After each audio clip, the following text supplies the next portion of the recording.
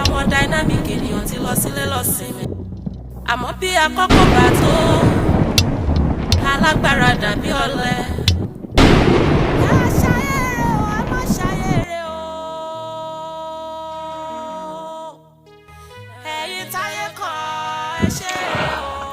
Àkàndá mo dé o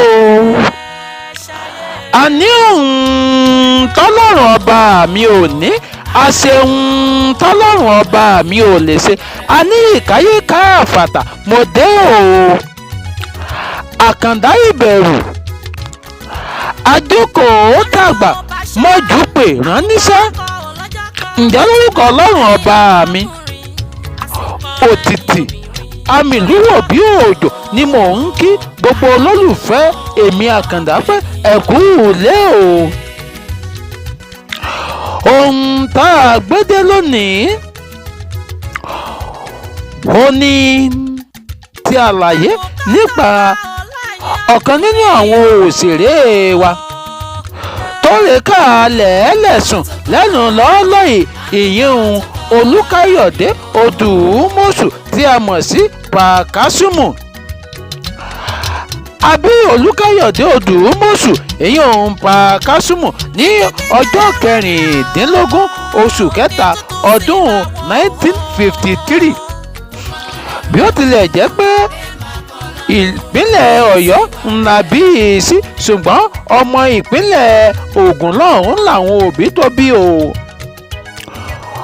Pa Kasumu bẹ̀rẹ̀ eré nígbà tí ó wà ní ọmọ ọdún 15 ó sì ti kópa nínú sinimá tó tó 100. Lára àwọn sinimá ọ̀hún ni Ṣàngó, Jésù Mùsìn àti bẹ́ẹ̀ bẹ́ẹ̀ lọ. Elédùmarè tún ṣíjú àánú wo Pa Kasumu ní ọdún 2014 nígbà tó jẹ owó tó tó 500,000 naira nínú ìdíje Who Want to Be a Millionaire nígbà náà lọ́hùn-ún. Ó kó lọ sí ilé rẹ̀ ní Abẹ́òkúta tó rà ní ẹgbẹ̀lẹ́gbẹ̀ mílíọ̀nù. Ṣùgbọ́n ṣàìdédé ni àìsàn kan dédé kì Pa Kasumu mọ́lẹ̀. Eré ni àwàdà ni títí tí àlàbọ̀rùn fi di ẹ̀wù. Ó kúkú lọ ilé ìwòsàn ṣùgbọ́n nígbà tí ọwọ́ àwọn oníṣègùn òyìnbó ká àìsàn tá à ń wí mọ́ ló bá gba ilé ìjọ rìdíìmù lọ. Níbẹ̀ ló ti fúnra rẹ̀ ṣàlàyé pé àìsàn náà kìí ṣojú lásán o. Bó tilẹ̀ jẹ́ pé bí èèyàn bá ń ṣàìsàn tó jẹ́ spiritual bó bá lọ lé ìwòsàn àwọn dókítà ó pàpà sọ tiwọn. Torí ohun tí wọ́n ló ń ṣe Pa Kasumu ni pé àìsàn ọkàn ní ń dà á láàmú èyí ló sì fa rọpárọsẹ̀ àti àìlèríran dáadáa bá a. Ọ̀kan òjọ̀kan àwọn èèyàn ni ó dìde láti ṣùgbà arákùnrin tá à ń wí pàápàá ẹgbẹ́ òṣèré ANTP àti TAMPAN. Bẹ́ẹ̀ ni òṣèré kan tí a mọ̀ sí Fọlúkẹ́ Dáramọ́lá àti iléeṣẹ́ rẹ̀ dìde ìrànlọ́wọ́ sí arákùnrin yìí ní ọdún 2019 nínú àkànṣe ètò ìrànlọ́wọ́ SOS Project 2019 tó fi ń ran àwọn àgbààgbà òṣèré lọ́wọ́. Ṣùgbọ́n Pa Kasumu pàápàá gbèkúrú jẹ lọ́wọ́ ẹ̀bọra o. Ògbóǹtarìgì òṣèré yìí gbé ẹ̀mí mì ní ọjọ́ 1 oṣù kẹta ọdún tí a wà yìí. Káyọ̀dé Odùmọ̀ṣù ó tún dọjọ́ mí ọjọ́ rẹ o ó di bẹ́ni bá ń jọni ènìyàn jọ̀nìyàn. Ṣùgbọ́n kí Pa Kasumu ó tó kú òun náà sọ̀rọ̀ kódà ó pàrokò ńlá sáwùjọ wa.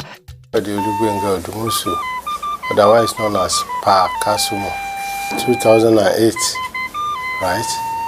You know, I started feeling as if I'm having a typhoid, right?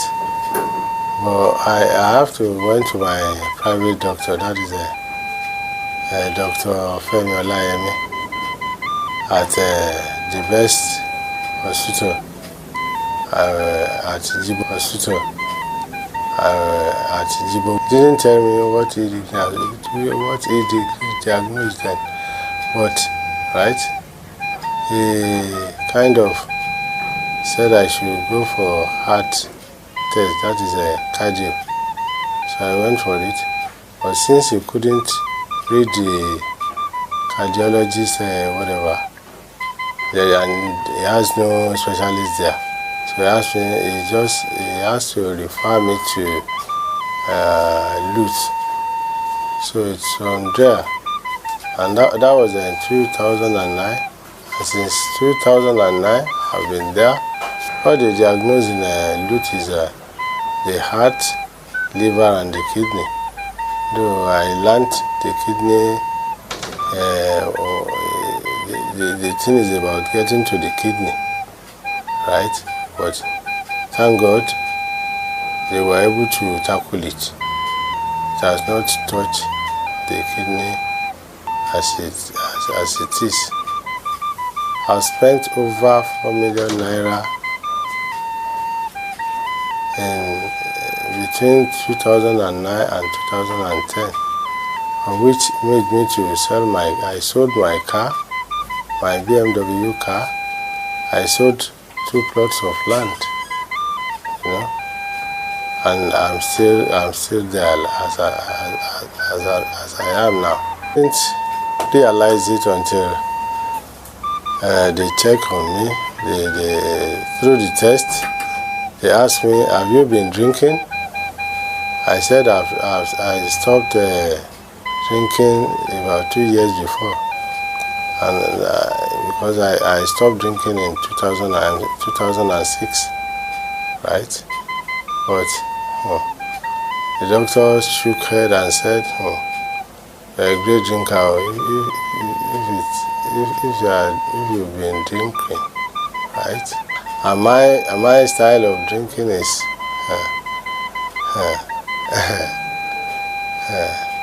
We have some seniors then, you know, who drinks.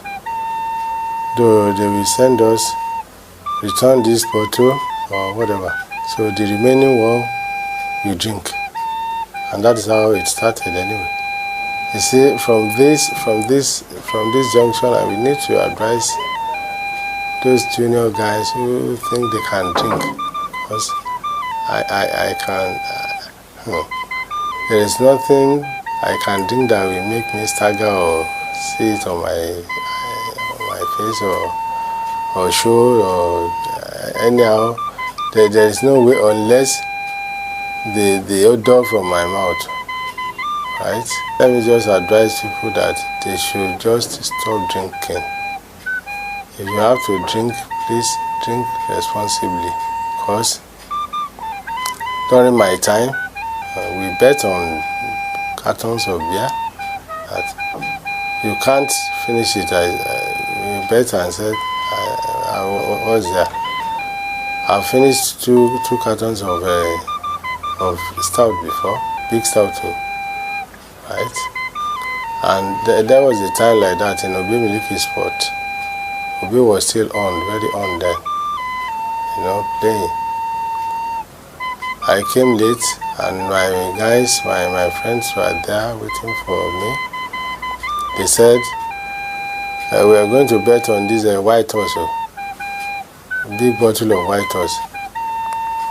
They said, some guy said, you cannot finish this one. You can only finish stout or any other beer. I said, well, let's just try. My brother, I finished it. But I woke up normally the third day. And when I woke up, I can see I became slim.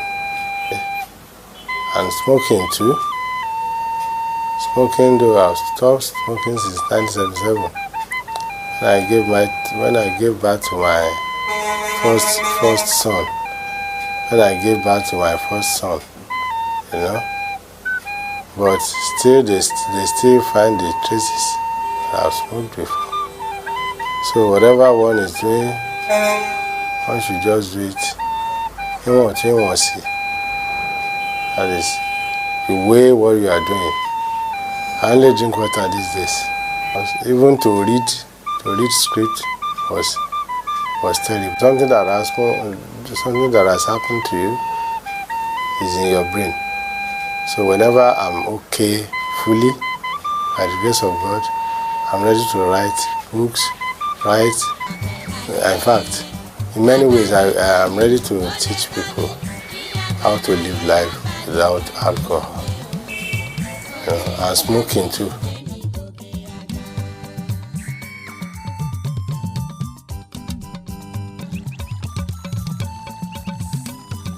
Ó mà ṣe o, àṣẹ òjò àbákú là á dèrè, kọ́lọ́run ó má jẹ́ kẹ́nikẹ́ni nínú gbogbo ẹ̀yin tẹ́ ẹ̀ ń gbà mí àtèmi àtẹ̀yin ànífọ̀jọ́ lọ́jọ́ lọ o.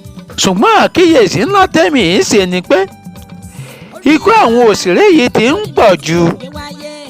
Irúfẹ́ àìsàn kan náà nísìnyí ń gbẹ̀mí gbogbo wọn. Ẹ dákun, kí ni ń ṣẹlẹ̀ gan-an? Bó bá sì lóhun táwọn náà ń jẹ tàbí táwọn náà ń mu, kí ló dé tí wọn ò lè jáwọ́ torí àlàáfíà wọn àti kí wọ́n lè gùn lẹ́mìí káwọn èèyàn ó lè máa gbádùn wọn sí i.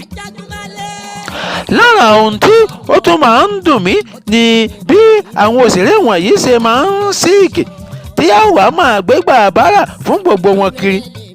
Ládùúrò bí ayé ṣe mọ̀ wọ́n tó, ládùúrò bí wọ́n ṣe fi ara ṣiṣẹ́ tó nínú sinimá. Èyí tó mú kí ọ̀pọ̀lọpọ̀ mọ̀ ṣúùtì ètè sí wọn pé kí ni ń ṣe wọ́n gan.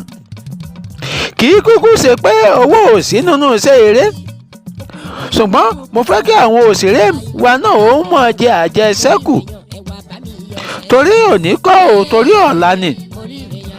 Bó tilẹ̀ jẹ́ pé púpọ̀ nínú àwọn òṣèré òde òní bí wọ́n ṣe ń rówó tó, àwọn yìí wọn èé jẹun ṣẹ́kù, èyí sì kù díẹ̀ káàtó o.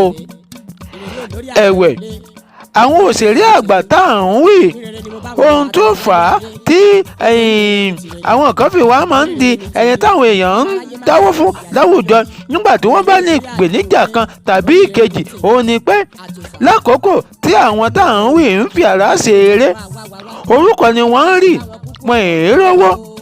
Torí pé àwọn mákẹ́tà ló ń jẹ púpọ̀ owó tó yẹ kíkó tọ́ sí wọn. Sáwọn òkúkú mọ nǹkan kan torí ojú òtí là tó èyí nígbà tá à ń wí ọ̀hún. Lóde òní sì rèé, párẹ́sì ò tún jẹ́ káwọn òṣèré ó gbádùn o. Ẹ̀bẹ̀ tí mo wá ń bẹ ìjọba ni pé kí wọ́n ó dákun, kí wọ́n ó dábọ̀, kí wọ́n ó ràn àwọn òṣèré lọ́wọ́, kí wọ́n ó bá wa include anti-piracy law sínú òfin wa lórílẹ̀‐èdè tá a wà yìí àti ìjìyà tó nípọn fẹ́nikẹ́ni tó bá pàrẹ́ẹ̀tì fi sinimá ò ní sinimá o. Torí púpọ̀ làwọn piracy yìí ti pàṣáyé.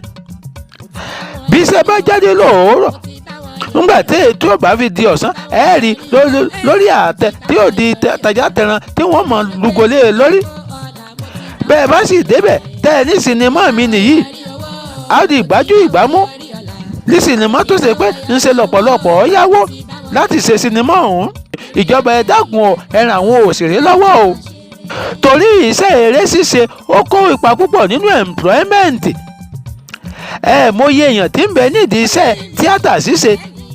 Kẹ́wọ́n ni kò wá sí ohun tí ń jẹ́ tíátà, ńbo làwọn èèyàn ìbá ti mọ̀ ríṣẹ́ òòjọ́ ṣe.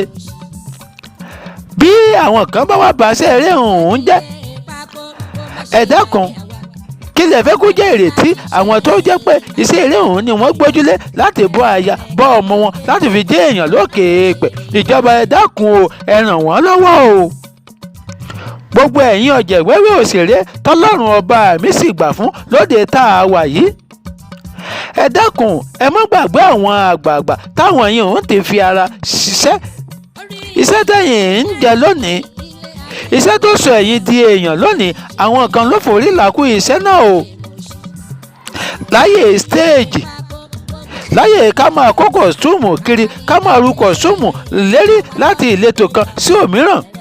Kó ló di pé àwọn àwùjọ wa tẹ́wọ́ gba eré tíátà, kèrémí kan ní iṣẹ́ táwọn àgbà òṣèré yìí ṣe o. Ẹ dákun, ẹ nàwọ́ sí wọn, ẹ máa tọ́jú wọn torí òní kọ̀, torí àgbà ń bọ̀ wá kan ẹ̀yin náà. Ẹ̀yin náà ẹ ṣe àwòkọ́ṣe Fọlúkẹ́ Dáramọ́lá tó gbé ètò ńlá kan kalẹ̀ láti máa ṣètọ́jú àwọn àgbààgbà òṣèré yìí nípa nínáwó sí wọn lóòrèkóòrè. Àkàndá mo wí yìí náà o, mo sì gbàdúrà fún gbogbo ẹ̀yin eléré orí ìtàgé pé ìtàgé ó gbé gbogbo wa ó dàbọ̀. Mo ti jíṣẹ́ jìyà nínú eré látọjọ́ tó ti pẹ́. Gbogbo ẹgbẹ́ mi ló wó mi sí pé kí ni mo fẹ́ dà. Kí lobìnrin jẹ́ lábọ̀ ọjà, èrè ni ó dájú. Iṣẹ́ eré ni iṣẹ́ mi, iṣẹ́ eré ni iṣẹ́ àṣelà máa jèrè bọ̀ níbẹ̀.